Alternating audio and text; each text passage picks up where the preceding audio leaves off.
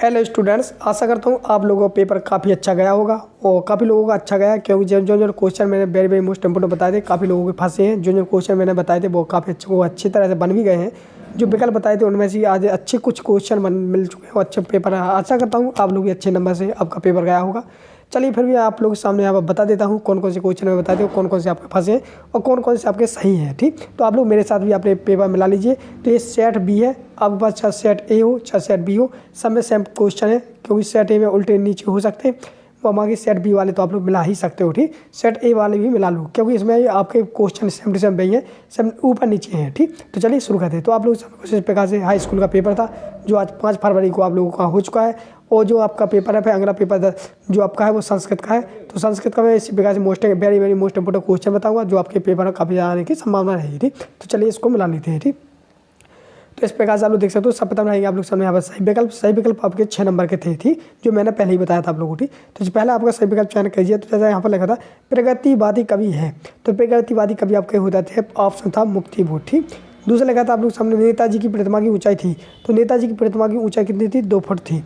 अगला था आप लोगों के सामने यहाँ पर तीसरा वाला, तीसरे में लिखा था कलम का जादूगर किसे कहा जाता है, तो राम वृक्ष बेनीपुरी को कहा जाता है। चौथा लगा आप लोग सामने सूर सरावली के कवि को नाम है, सूर सरावली कवि का नाम क्या है? तो यहाँ पर हो जाएगा सूरदास। ठीक, अगला कुछ आप लोग सामने यहाँ पर कवि नैनालाल का जन्म हुआ था, तो कवि नैनालाल का जन्म हुआ था 1899। ठीक, साफ सही हो जाता है। चलिए बढ़ते नेक्स्ट आप लोग सामने यहाँ पर कुहासा का अर्थ होता है, तो कुहासा का अर्थ होता है कोहरा। क्या होता है? कोहरा, यानी ऑप्शन सही है।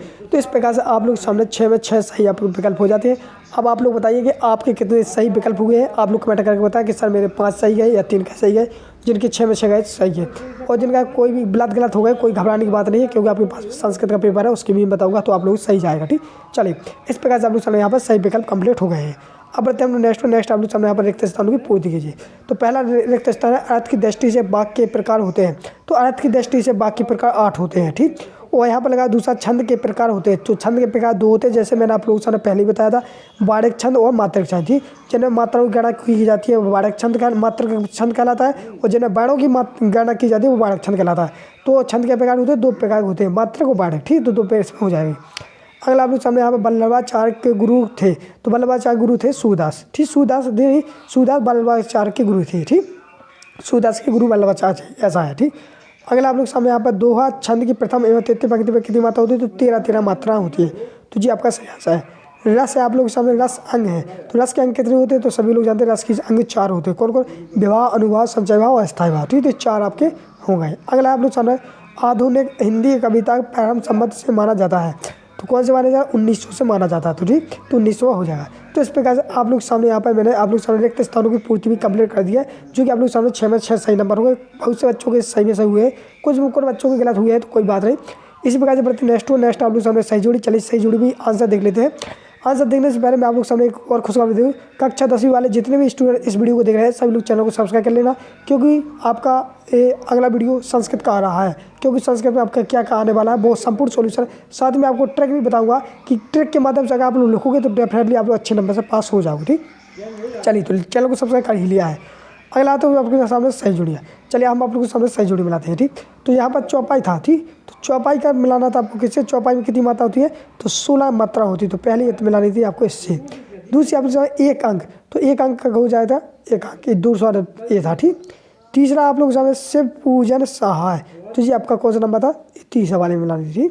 चौथा राम वृक्ष बेनीपुरी, तो इसमें आ जाता है आपका चौथा वाला। ठीक, पाँचवा है मैथिजन गुप्त, तो सभी लोग जानते हैं पंचवटी में। ठीक, पाँचवा। छठवां है आप लोग सामने रिसाई, तो रिसाई का अर्थ होता है क्रोध करना, यानी कि जी आपका हो जाता है छठवां। इस प्रकार से आप लोग ने मतलब सही जुड़ी भी हो जाती है। ठीक, ये आपकी सही जुड़ी है आप लोग क्लियर। ठीक, हो गई। चलिए बढ़ते नेक्स्ट आप लोग सामने यहाँ पर एक वाक्य उत्तर लिखना है। तो एक वाक्य उत्तर जी आपके कवि नागार्जुन का मूल नाम क्या था? तो बैजनाथ मिश्रा था। नैना रचनावली में कितने खंड होते हैं? तो 8 खंड होते हैं। रामचरितमानस का मुख्य छंद क्या है? तो चौपाई तथा दोहा है। बिना पत्का की रचना किस भाषा में है? ब्रज भाषा में। कवानी किसकी रचना है? तो जयशंकर प्रसाद की है। अटल नहीं रही कविता किसका प्रगति है? तो इसमें लोग फागुन की सुंदरता। ठीक, तो इस प्रकार से आप लोग सामने यहाँ पे एक शब्द वाक्य तभी कंप्लीट हो गए जो कि आप लोग यहाँ पे देख सकते हो। इस प्रकार से आप लोगों ने भी लिखा होगा। अगला आप लोग सामने सत्य सत्य, तो पहला आपका असत्य हो जाता है जो कि लिखा था संस्मरण में कल्पना तत्व की प्रधानता होती है, असत्य। हिंदी का प्रथम उपन्यास परीक्षा गुरु को माना गया है, तो ये भी आपका हो जाता है क्या? सत्य। अगला कहानी के 6 तत्व होते हैं तो 7 होता है। इसीलिए श्री कृष्ण गोपियों को समझाने को उद्धव जाता 7 हो जाएगा। बिस्मिल्लाह खां हिंदू मुस्लिम एकता को समझते थे 6-7 और 7वां था आप लोग पार्वती सुंदरता मानकर नहीं भरती तो ये भी 6वां भी 7। तो इस प्रकार से आप लोग सामने 2 असत बाकी 7 थी। तो जो मैं आपके सामने यहाँ पे 7 असत भी कंप्लीट कर दिए। आशा करता हूँ आप लोगों पे काफ़ी तरह से विकल्प बन गए। फिर आते हैं आप लोग क्वेश्चन था तो क्वेश्चन था 2 नंबर के जी आपको लिखना ही था, काफ़ी ज़्यादा सरल थे जो कि मैंने आप लोगों से बता ही दिए थे। जी क्वेश्चन वेरी वेरी मोस्ट है। देखो अंतर मैंने बताया था, अंतर तो काफ़ी ज़्यादा है। इस प्रकार से देखो आप लोग देख सकते हो यहाँ पर कभी सूरदास में तुलसीदास भी आया। देखो इस प्रकार से ठीक। निबंध भी मैंने बताया था तो निबंध देखो रस किसे कहते हैं, कितने सरल हैं, जितने भी सरल क्वेश्चन थे जो आपको बन गए थे। ठीक, तो इस प्रकार से आप लोग सामने यहाँ पर मैंने पूरा का पूरा आप लोग सामने यहाँ पेपर बता दिया है। जो कि आप लोग सामने मैंने ये भी बताया था कि निबंध आपके सामने यहाँ पर विज्ञान पे आएगा, विज्ञान के चमत्कार पर।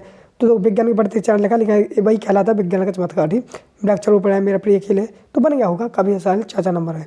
तो इस प्रकार से आप लोग सामने यहाँ पर मैंने पूरा का पूरा आप लोग सामने यहाँ पर संपूर्ण सोल्यूशन बता दिया है। तो आप लोग सामने कक्षा 10 का फुल सॉल्यूशन आप लोग सामने मैंने यहाँ पर कंप्लीट बता दिया है। नेक्स्ट वीडियो आएगा संस्कृत का, तो चैनल को सब्सक्राइब करके रखना। डिस्क्रिप्शन में टेलीग्राम ग्रुप के लिंक है, उसे भी ज्वाइन कर लेना। मिलते हैं नेक्स्ट वीडियो, तब तक के लिए जय हिंद जय भारत।